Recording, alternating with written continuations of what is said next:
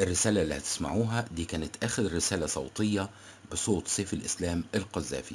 الرسالة اللي بتوصف حال الوطن الليبي والمعاناة من الانقسام. الرسالة الصوتية بتوضح تفكيره الدائم في سيادة ليبيا، تفكيره الدائم في الأيتام والجرحى والأرامل والمفقودين.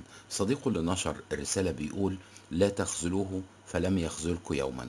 اللي قدامكم ده عبد المجيد عثمان، صديق سيف الإسلام المقرب. يا ترى الشعب الليبي يستحق الوضع اللي بيعيشه؟ انتظر تعليقاتكم. و... وستيفاني ويليامز الأمريكية اللي كانت تحكم في ليبيا سلمت الحكم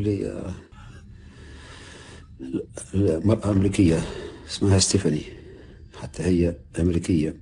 وستيفاني سلمتها لواحدة مرة من غانا، كلهم مساويين. تباهي الناس اللي قلت عليهم استشهدوا في 2011 وماتوا من أجل هذا، ومن أجل ما نديروش يبرة في سلك لين يوافقوا الأتراك والسفير الأمريكي والسفير الإنجليزي والفرنساوي. ما قلناها من الأول بلا آلاف الموتى وهال 500 مليار اللي ضاعوا على ليبيا، وهالدمار الأيتام والأرامل. وحننزل حتى في سلمتها لواحدة مرة من غانا، كلهم مساويين. تباهي الناس اللي قلت عليهم استشهدوا في 2011 وماتوا من أجل هذا،